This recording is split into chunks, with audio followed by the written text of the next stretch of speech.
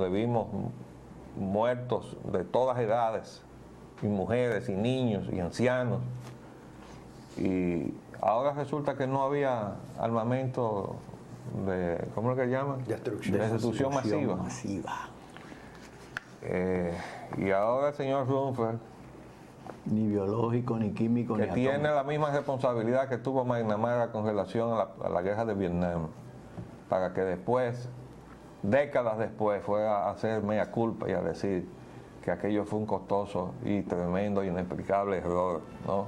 En un momento en que él dice que John Kennedy iba a ordenar el retiro de las tropas de Vietnam cuando fue asesinado.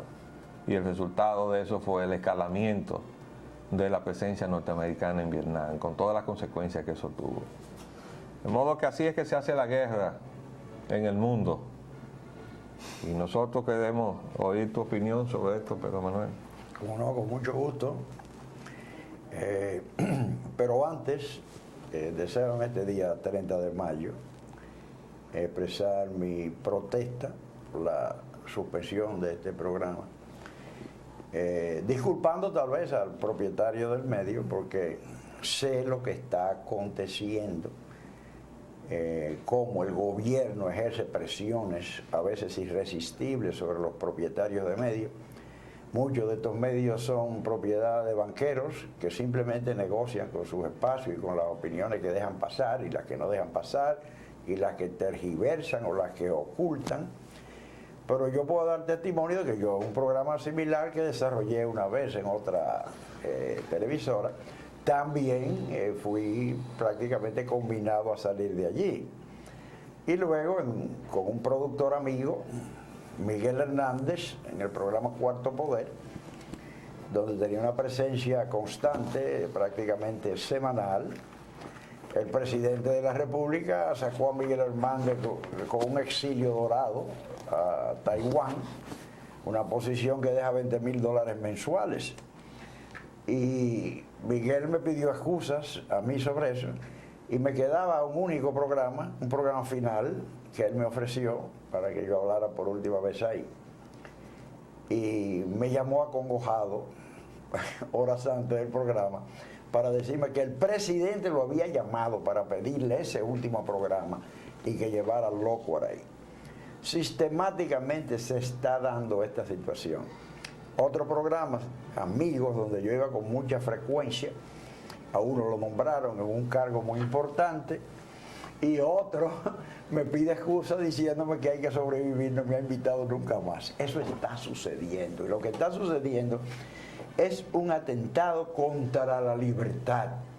Ya este gobierno y el anterior han enajenado nuestra soberanía nacional, están destruyendo el patrimonio del Estado, están destruyendo prácticamente la nación, están haitianizando, y ahora están cerrando los últimos faros de libertad que queda en el país, de libertad para que ustedes puedan enterarse de lo que sucede, para que puedan formar juicios correctos de lo que está sucediendo tanto en nuestro país como en el exterior.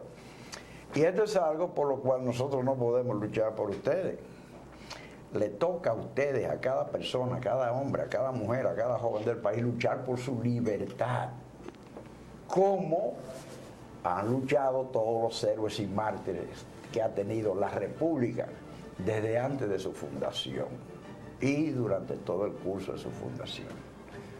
Con estas palabras y con la esperanza de que este programa se surja en este canal o en otro canal cuando superemos la grave situación que estamos pasando actualmente, vamos a tratar el tema de los soldados de Irak. Sí, los soldados dominicanos de Irak para que los maten.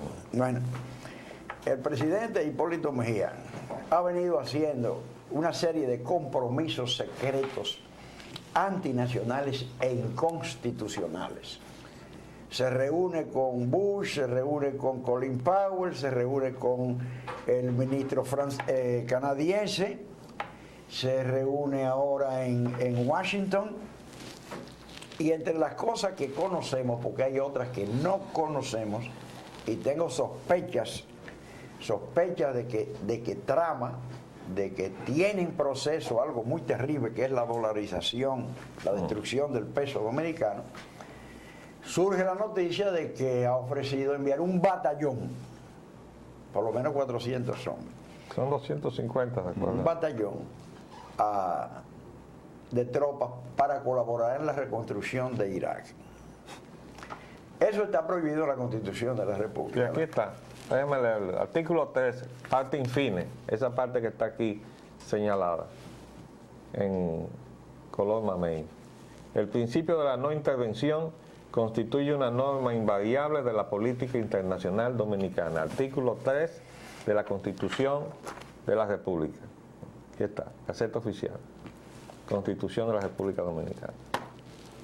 Esto significa que ninguna autoridad de la República, ninguna autoridad, llámese presidente de la República, Congreso Nacional, Fuerzas Armadas, nadie puede usar tropas dominicanas o realizar actos de agresión o de injerencia externa en los asuntos externos o internos de otro Estado, porque ese es nuestro ordenamiento jurídico fundamental.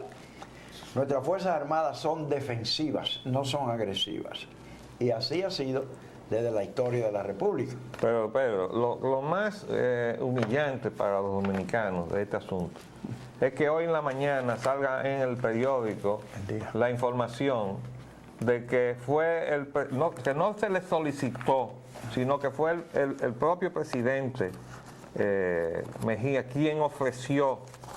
O sea que nosotros somos, miren, ese titular, que fue él quien ofreció enviar los militares a Irak. Sí. Bueno, una de dos. O él no conoce la Constitución de la República, o a él le importa un bledo la Constitución de la República. Yo creo que las dos cosas. Ni la Entonces no conoce. puede ser. Y además el Congreso Nacional tiene que oponerse a eso.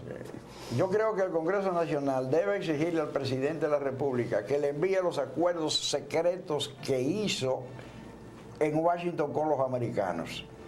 ¿Por qué razón? Porque el artículo 37 de la Constitución también sujeta a la ratificación, aprobación o rechazo del Congreso cualquier compromiso internacional que haga el presidente de la República. No vale nada de lo que él hace. Ahora bien, el presidente de la República ha exhibido un servilismo, un entreguismo realmente inaceptable para nosotros. Y cuando viola el presidente de la República la Constitución, el Congreso lo que debería hacer, aunque sean la mayoría PRDista que esté ahí, es someterlo a un juicio político y destituirlo. Pero además de eso... Pero tú sabes que eso es imposible, pero no es en la imposible. composición, en la composición política de ese Congreso que nos gastamos, tú sabes que es imposible. Sí. Está diseñado para eso. Ese Congreso está compuesto de tal forma y los requisitos necesarios para lograr un cuestionamiento de un presidente que está en falta está diseñado para que no se pueda hacer. Y está así desde el gobierno de Balaguer. Bueno, pues los partidos están cavando Entonces, su propia sepultura. exactamente. Tenemos este asunto. Un presidente que viola la Constitución deja de ser legítimo. Absolutamente. Por eso es que el presidente de la República debe presentar un juramento que es sacramental, que no es formal, al recibir del pueblo, al ser investido por la Asamblea Nacional que representa al pueblo de la autoridad para gobernar, debe jurar que cumplirá y hará cumplir la Constitución y las leyes de la República. Violar ese juramento implica renunciar a su mandato. Entonces, desde el punto de vista de las Fuerzas Armadas, tenemos que el artículo 93, que es el que define el rol de las Fuerzas Armadas, establece muy claramente cuáles son los alcances y los límites de nuestras Fuerzas Armadas, de la función de las Fuerzas Armadas. Y entre esas funciones está sostener la Constitución y las leyes. ¿Qué significa esto? Que si un presidente desaprensivo, traidor o servil pisotea la Constitución, la Fuerza Armada tiene que llamar a los capítulos, jalarle la jáquima y decirle: usted no hace esto, si hace eso, está destituido. Así Bueno, es, porque si no es la opresión del pueblo. Constitución no dice que eso es lo que ellos deben hacer. Sí, Dice sostener la dice Constitución y la mantener ley. el orden público y sostener la Constitución y las leyes. ¿Qué significa eso? Que la estructura de poder que impide que surjan tiranuelos y traidores y perviertan la función que le confió el pueblo de acuerdo con el ordenamiento jurídico-político establecido por la Constitución, sea prostituida y sea distorsionada y se utilice para oprimir al pueblo. Bueno, yo creo que... Eso es lo que yo pienso. No, está de acuerdo a lo que está escrito.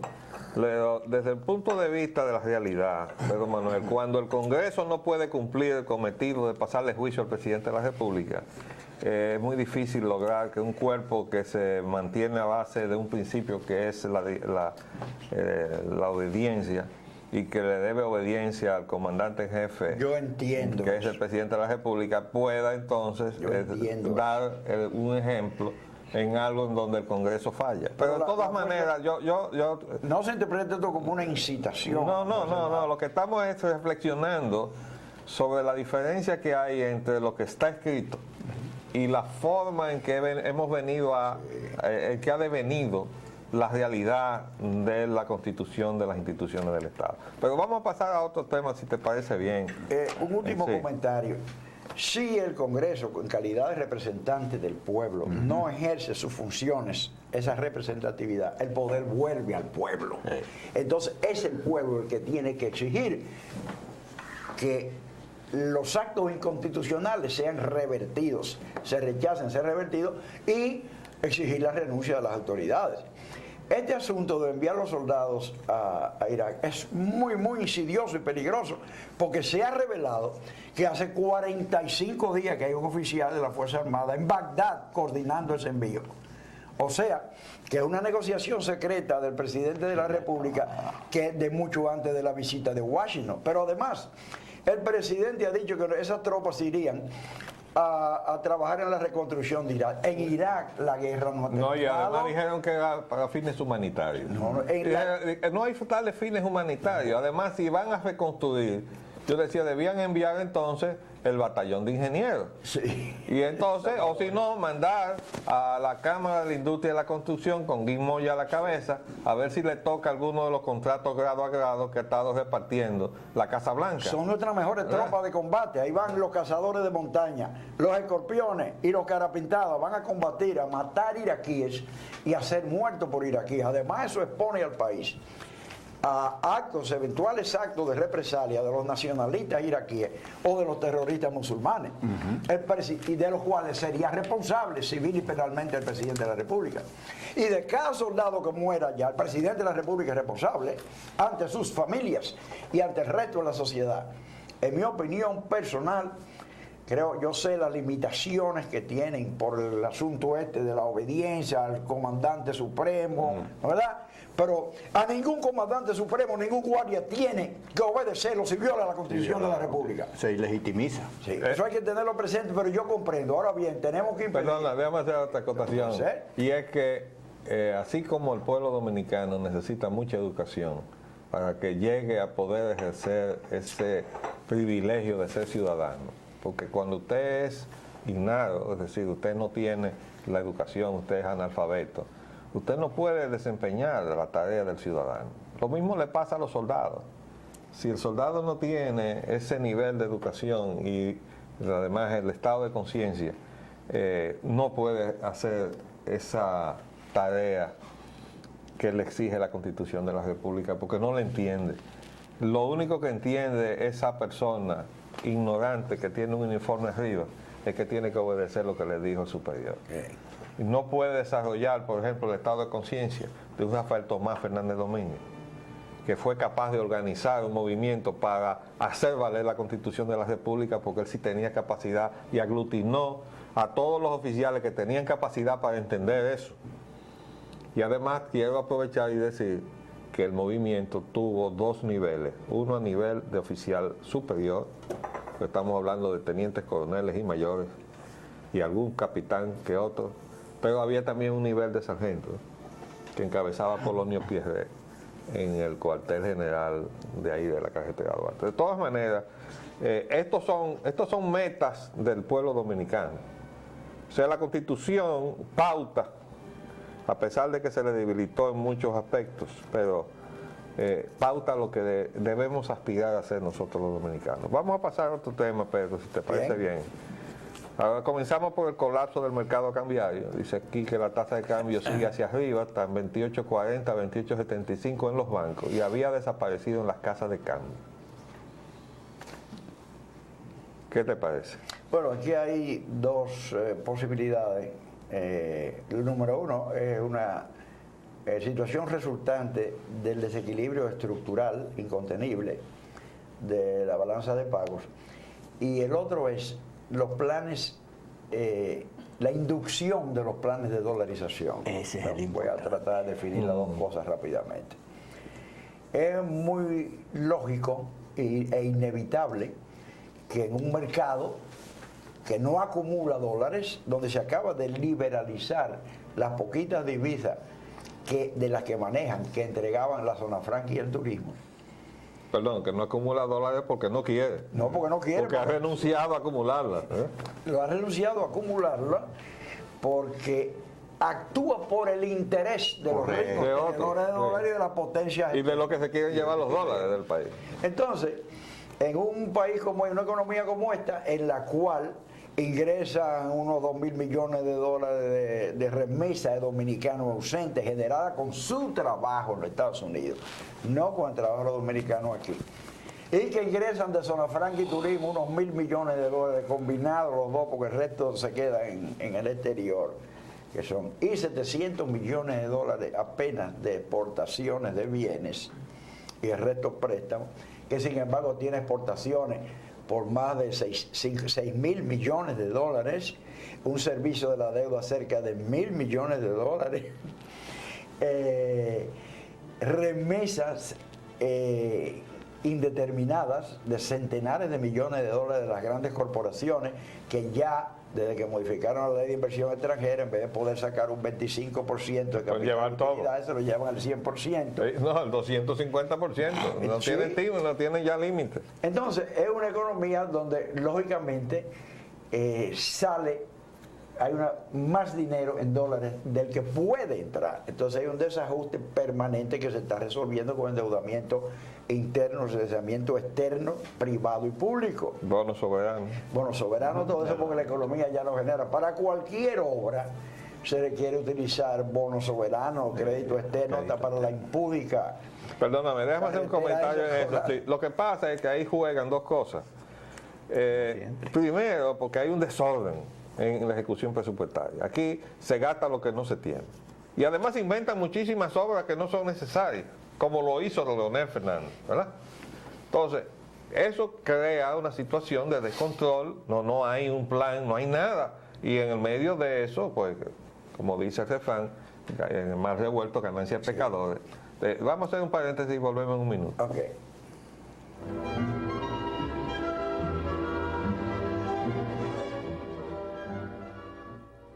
Pues bien, volviendo sobre el tema, te decía Pedro Manuel que el desorden en el gasto público, específicamente en el de las obras, inversión en obras del Estado, crea una base ya de descontrol, se gasta lo que no se tiene. Pero entonces, desde el punto de vista de los dólares, también pasa lo mismo, porque esta es la hora que no se sabe de los bonos soberanos que se emitieron los primeros 500, hay una parte que, si no recuerdo mal, son alrededor de 135 millones, de los cuales no se ha dicho nunca, lo dijo la propia comisión designada para darle seguimiento, que no se sabe el destino que se les dio.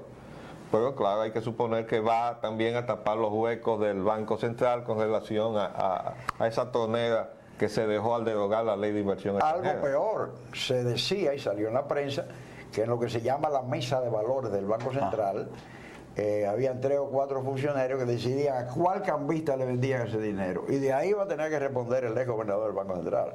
Ajá, el que se fue.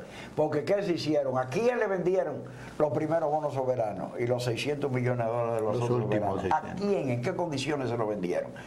Tienen que declararlo ante un juez, hay que investigarlo. Bueno, la cuestión es que hay un desajuste estructural y por lo tanto se está afectando el valor de la tasa de cambio, que es fatal para toda la economía. Porque, bueno, ni tengo que decírselo a todos ustedes, el dinero es una unidad de cambio y es una reserva de valor también. Si no fuera por el dinero, nosotros tendríamos que cambiar en nuestro trabajo, en la fábrica, en la escuela, en cualquier sitio que estemos haciendo algo, por naranjas y por vaso de leche, plátano, etcétera, plátanos y todo eso. Huevo. El dinero no resuelve eso. Y además, el dinero no permite entonces, en lugar del trueque, vender nuestro trabajo, asignarle un valor a nuestro trabajo comparado con otros valores. Y decimos, por ejemplo, bueno, con lo que yo trabajo un mes, me compro no un par de zapatos, sino 60 pares de zapatos que yo pudiera. Hay algunos que sí. O pago la escuela, o pago tanto de luz eléctrica, en fin, ese es el valor realmente del dinero. Y también es una reserva de valor porque yo guardo parte del excedente de mi trabajo en ese dinero. Ahora, ¿qué pasa? ¿Qué se necesita para que eso que es fundamental para la economía se mantenga? Es que no haya una inflación ni una devaluación, porque entonces cada vez que devalúan la moneda me están confiscando mi ingreso, la reserva de valor que yo hice en mi dinero me lo están confiscando, me están alterando el valor de mi trabajo, porque ya mi trabajo no puede comprar energía eléctrica y educación para los niños y recreación y comida, no puede. Entonces el pueblo tiene que exigirle a las autoridades un orden en esto. Pero hay algo más sombrío. Yo creo que uno de los compromisos secretos que ha hecho el presidente, y esto sí tiene que el pueblo pararse en dos patas completamente, es dolarizar la economía. Sí. ¿Por qué yo pienso eso? El autor de este descabellado proyecto... No, perdóname, déjame decir que el gobierno, en boca del propio presidente de la República, expresó que había solicitado a los organismos del Tesoro en los Estados Unidos una evaluación de la política económica y como de las instituciones financieras o monetarias del país. Esa misma impresión que tú tienes se suscitó en nosotros al escuchar eso. ¿Por qué? Porque ya estamos viendo que estamos caminando, estamos trillando ya el proceso de la eliminación del peso dominicano. Sí. Con un gobierno que tiene una política clara y definida de evaluación constante del peso dominicano.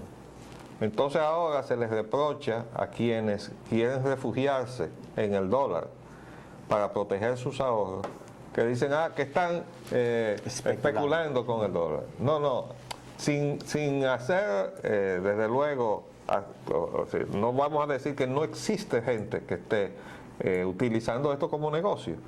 Lo que sí vemos es que a partir de todo este desastre y de la forma en que ha actuado el gobierno y la Junta Monetaria para devaluar el peso dominicano con la última legislación que se promulgó, que salió de la Junta Monetaria, que promulgó el presidente de la República, el Banco Central queda al margen del mercado cambiario.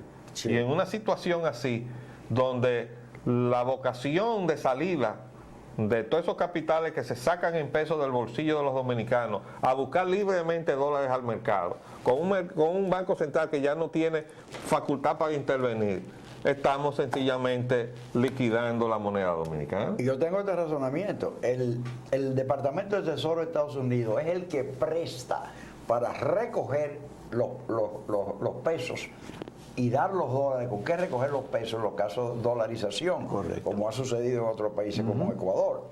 Y Argentina. Entonces, si se llaman Departamento de Tesoro aquí es para que suministre el dinero. Ahora hay circulando unos 70.000 millones de pesos. Fíjese, el gobierno, en mi opinión, si va a dolarizar, llevaría el 50-1 criminalmente la tasa de cambio. ¿Para qué? Para requerir del gobierno de los Estados Unidos apenas 1.400 millones en vez de 2.800 millones de dólares. Sí. Y ya está reduciendo la cantidad de pesos que debe canjear, porque está desmonetizando 12.000 millones de pesos. Entonces, pero óyeme, el Banco Mundial dice aquí, desde el martes 13 pasado, el Banco Mundial estima que el país no está listo para dolarización. Guillermo Pérez afirma que bajas reservas en divisas son una limitante. Por eso que van al Tesoro. Entonces están buscando remediar las bajas reservas. Mira, entonces reducen el medio circulante, que está como unos 70.000 millones de pesos, o sea, el numerario más los depósitos en cheque, o sea, cuenta corriente, y lo cambian entonces al 50-1 serían 1.400 millones de dólares. Ahora bien, esto es un asunto criminal, porque su dinero va a perder valor, el dinero de todo el pueblo, nos van a robar el dinero para eso. Ahora imagínense, le voy a dar brevemente una idea para que ustedes tengan una idea clara de cómo ustedes vivirían la dolarización. La dolarización no cambia inflación, porque aquí hay una inflación de costo. La inflación, la dolarización no cambia la propensión de gastar de los gobiernos, y los gobiernos se siguen endeudando. Ahora bien, usted que gana 5,000 pesos mensuales, 5,000 pesos, usted va a recibir 100 billetes de $1 al mes. $100. Con esos $100, usted tendría que pagar el colegio de sus niños, pagar su comida, transportarse, comprar su vestido, pagar la luz, pagar el agua. Usted sabe que será perfectamente imposible. Tendrían, por supuesto, que crear otra vez la moneda fraccionaria, los pesos y las motas, pero nadie va a vivir con eso porque la dolarización no baja los precios. De ninguna manera crean que va a producirse crisis en su presupuesto familiar. A los 15 días usted descubrirá que no tienen nada con qué gastar ni comprar pan. Y usted comenzará a vender cosas y acabará vendiendo la casa. Así pasará a nivel macro. La gente que tiene finca venderá su finca porque para tener numerario efectivo con qué vivir. Eso sería una catástrofe nacional. Y además violaría la Constitución de la República nueva vez. No, mira, Pedro, para poner las cosas de una manera quizás dramática, pero que se entienda, vamos camino a la Argentina, a la crisis argentina. Pero este gobierno va también camino a la misma crisis del gobierno argentino, que tuvo que salir del poder. Entonces se lo hemos advertido al gobierno. Bueno, esta voz parece que no se oye, no se quiere oír. Ahora se va a oír menos. No se quiere oír, claro está. Sí. Pero definitivamente el gobierno se está jugando la propia suerte del gobierno, porque el orden público de este país va a ser afectado por esas condiciones desastrosas de la economía que tú estás pintando. Entonces es una situación grave que el pueblo dominicano tiene que hacerse conciencia. No es posible que un gobierno manirroto, porque eso es lo que ha sucedido con este gobierno, que ha gastado lo que no tiene. Manirroto y corrompido. Pero es manirroto porque en mal revuelta ganancia de pescadores, por Dios. ¿Que tú crees que es posible emprender obras que no tengan ni plano, ni presupuesto, ni especificaciones? Bueno, ¿cómo tú fiscalizas eso? Imposible. Imposible. En primer lugar, tú no sabes si el que está construyendo la obra te está engañando, porque te va a dar cualquier número.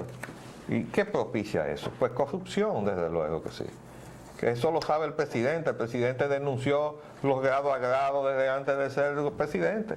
¿Y qué ha pasado? Que lo primero que hizo cuando subió al poder fue que dio una obra grado a grado, que fue la extensión de la autopista de las Américas, la ampliación. Sin plano, sin presupuesto, todavía está la obra ahí. No está terminada. Se dice que se va a terminar. Y los propios panamericanos. Todo se ha estado haciendo así. Entonces, primero, no hay presupuesto que aguante, no hay economía que soporte ese desorden, pero tampoco hay pueblo que resista la expoliación que sembró Leonel Fernández, pero que este gobierno aposentó en el bolsillo de los dominicanos, que es esa conexión directa. Esta gente chupa directamente en el bolsillo de nosotros las empresas eléctricas, con facturaciones arbitrarias, con una tarifa puesta por ellos mismos, con una superintendencia de electricidad que se ha hecho ahora inoperante porque pusieron a uno ahí precisamente para eso.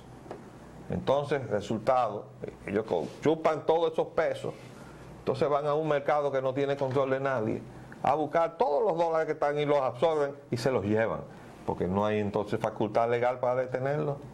Y además, voy más lejos, hay un compromiso político para no detenerlo, y yo lo mencioné aquí, porque se dio por sentado que toda esa gente vino aquí bajo el brazo de José Francisco Peña Gómez. Y este gobierno dijo que eso había que respetarlo porque eso vino así. Y aquí le dijimos desde el principio al presidente que él tenía que cuestionar todo lo que él encontró, viniera del brazo de quien viniera, auspiciado con el apoyo político de quien fuera, tanto de aquí como de fuera. Y aquí sabemos perfectamente que el señor ex primer ministro de España viene aquí y dice, yo no tengo aquí ni un solar, pero sus amigos tienen de todo aquí, comenzando por el señor Jesús Valdera, ¿verdad? Que está en todo, está en todas las empresas y ha recibido todos los contratos y todas las facilidades de parte del presidente de la República. que en una frase que me llevó a mi casa un amigo mutuo, me dijo que hablando con el presidente, le dijo, ¿y cómo le digo que no a Jesús Valderas? Sí. ¿Verdad? Bueno, y nosotros le dijimos aquí, usted está ahí para decirle que no, presidente. Y está detrás de a él y a todos cualquiera. los que representen intereses contrarios al pueblo dominicano. Porque eso no se puede, no se puede tocar. Sí, no se puede tocar. Sí se puede tocar y sí se debe tocar. Porque de lo contrario nos van a llevar contra la pared. Y eso va a ser así hasta un día. Que se acabe la paciencia de los dominicanos. Y nosotros no queremos ver llegar ese día. Porque lo vamos a lamentar todos. Todos, ¿eh? Y aquí hay gente que tiene mucho más que perder que nosotros. Que no acaba de entender. Y otros que se le ha despertado un apetito descomunal por tener. Y también lo van a ante perder. la impunidad. No, y lo van a perder. Sí. Y van a perder. Y todas esas casas que se están construyendo en las montañas, aquí, allá, todo eso no se puede borrar, ¿eh? Y eso está quedando ahí, ya todo el mundo lo sabe. Y le he dicho al presidente, ojalá que usted tenga un familiar cercano que usted escuche, que navegue en el internet para que vea lo que está diciéndose en el internet del presidente de la República Dominicana. Y las informaciones que circulan. Lo último que yo recibí fue una fotografía de una casa del presidente en las montañas de Jarabacoa, pero la recibí desde Estados Unidos. Es decir, que desde Estados Unidos ya está circulando la casa del presidente. Entonces, todo eso es lamentable. Nosotros nos sentimos mal de que tengamos que decir eso, pero debemos sentirnos peor de que esté sucediendo. Y también quienes lo están haciendo deben sentirse peor que nosotros. A nosotros nos hace sentir mal como dominicanos que eso esté pasando en la República Dominicana, porque eso va en desmedro de la dignidad de todos nosotros los dominicanos. Pero además porque está destruyéndose las bases endebles todavía de la democracia dominicana. Entonces nosotros estamos viviendo una situación de anarquía en donde definitivamente el pronóstico que nosotros hemos hecho es, como dicen, pronóstico reservado, ¿no? Sí, es malo. Es muy malo.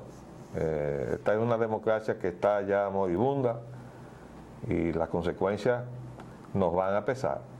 Y mire que estamos en una fecha para reflexionar sobre eso.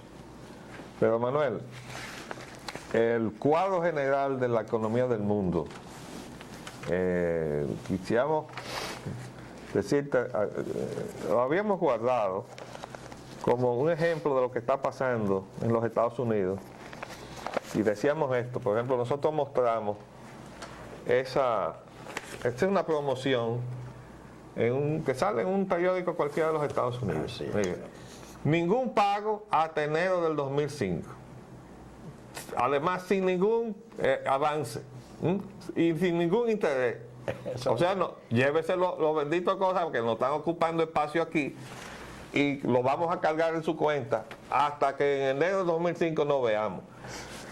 ¿Por qué esto tiene significación? Bueno, porque el que no hace eso no limpia sus almacenes en los Estados Unidos. Y no pone a funcionar las fábricas. Entonces, eso está produciéndose así, está indicando que no hay poder adquisitivo en el pueblo norteamericano. Y hay un estancamiento que solamente se estimula con una cosa falsa como es esta, llévese la mercancía. Ahora, ¿qué está pasando además? Que esto va a las cuentas nacionales como transacciones hechas este año, no el 2005. Y el señor Alan Greenspan emite moneda en función de lo que registra el Producto Interno Bruto de Estados Unidos de ahora. Sí, porque en Estados Unidos... Entonces, esto está inflando el producto. Sí, en Estados Unidos la regla de reservas federales para el medio circulante dividir el Producto Interno Bruto entre la velocidad de circulación de dinero. Aquí es 4, por ejemplo. Y entonces lo que da lo que debe circular. Eso que dice Poliga es correcto. Ahora, esa es una medida típica de la recesión de los años antes de Rubel. Es una medida que cuando los consumidores no compran los bienes duraderos de consumo y los automóviles, electrodomésticos, muebles, etcétera, ¿qué sucede? Las fábricas que producen todos esos bienes tienen que despedir trabajadores y muchas de ellas cierran, y eso a su vez influye en el círculo vicioso de bajar la demanda nueva vez y producir el mismo, lo que le llaman un fenómeno de causación circular acumulativa. Y una depresión económica. Cuando se hace esto, ¿no verdad? Que eso tiene un soporte financiero, ¿no verdad? Un soporte financiero de todas esas empresas. Cuando se hace esto, se estimula la compra. La gente compra lo que no puede pagar. Lo coge fiado. Lo coge fiado. Como decimos Sí, aquí. en ese momento. Y entonces eso... Esto es fiado largo ha tenido el 2005. Si aumenta la producción. Ahora, en el 2005, si la economía no se recupera, hay un desplome Hay un total. desplome total. Pero están jugando a eso. Mientras tanto, pues hay nuevos pedidos, se llaman los obreros a trabajar. Hay un auge económico. Es una medida anticíclica, una medida en contra de la recesión, pero revela, como tú dices, la situación tétrica que está la economía de Estados Unidos. Desesperada. ¿Y tú crees que una medida anticíclica, después de pasarse, o sea, una medida anticíclica de este índole, después de pasarse tantos años sacando de la economía de Estados Unidos las fases intensivas de mano de obra hacia la periferia del tercer mundo, como nos han estado invadiendo a nosotros con el modelo de la economía de servicios, para poner a competir los países del tercer mundo entre sí a base de salario de hambre? Y nosotros hemos aceptado ese modelo y hemos dicho, tú recuerdas que incluso tanto tú como yo hemos escrito muchísimo sobre eso, que tenemos que sacudirnos esa trampa y decirle a todos nuestros países amigos, señores, vamos a pactar, no competir entre nosotros. No vamos a bajar más los salarios reales nuestros, no vamos a devaluar más nuestras monedas, no vamos a empobrecer más a nuestra gente. Vamos a trabajar para hacer un mundo mejor para nuestra gente. Vamos a pactar que no nos vamos a arruinar entre nosotros. Y si vendemos bananos o guineos, no vamos a competir en precios para arruinarnos. Vamos a hacer un frente para venderle a los demás un solo precio. Eso es lo ideal. Es un cartel. No Está prohibido. hemos encontrado inteligencia para hacer esas cosas. Todos los días sale una información de una nueva negociación, un tratado de libre comercio, una cosa que no lleva a ningún otro lado que no sea a la destrucción del aparato productivo nacional. Entonces, realmente esto es una situación que exige un cambio político. Se necesita que los que pueden pensar en este país pasen a gobernar, porque nosotros estamos actuando como si no hubiera capacidad de raciocinio. Y lo que es peor, como si no tuviéramos tampoco la vergüenza para defender lo que es defendible y también para la responsabilidad para enfrentar aquello que debe ser enfrentado. No hay la necesidad de que no permitamos gobernantes que sean nominados por los gobiernos imperialistas de los Estados Unidos, como está ocurriendo en toda América Latina, y como ha ocurrido aquí con nuestros últimos dos gobernantes. Yo quiero decir que el último tema que yo creo que debe haber despertado mucho resquemor fue cuando yo hablé de la concentración de los medios en manos de los intereses económicos. Y dije que con relación al listín diario había que sopesar muy bien que no fuera a acentuar la concentración de medios que ya tiene Pepín Corripio o de los que puede llegar a tener el Banco Popular, porque los mencionó el presidente de la República como posibles adjudicatarios de una subasta. También mencionó a los hermanos León Asensio, que no tienen medios. Pero hay una oferta del señor Báez Romano que nosotros creemos que es una oferta que, bajo los términos que sean convenientes para la defensa de los intereses del Estado Dominicano involucrados en el lío de Baninter, debe ser considerada. Lo que nosotros decimos es que en este momento se impone también establecer reglas, porque la democracia dominicana no puede caminar con la concentración de los medios en manos de intereses económicos que están haciendo abuso ya de esa concentración. Especialmente de los bancos. Bueno, no puede permitirse eso. Esta es nuestra última edición. Nos despedimos entonces, amigos televidentes y radioyentes. Hasta siempre. No sabemos en qué fecha, pero Dios sabrá. Se despiden de ustedes los Paul Payana Anita y Roger Ogando. Hasta siempre. Agenda Nacional les llega en vivo de lunes a viernes de 11 de la mañana a 12 meridiano y es grabado y retransmitido de 12 a 1 de la madrugada por esta misma emisora. Se transmite en la costa este de los Estados Unidos de América por el canal 513 de Time Warner en los estados de Nueva York y New Jersey y por el canal de AT&T para los estados de Massachusetts y de Maine y las ciudades de Nueva York, New Jersey y Boston.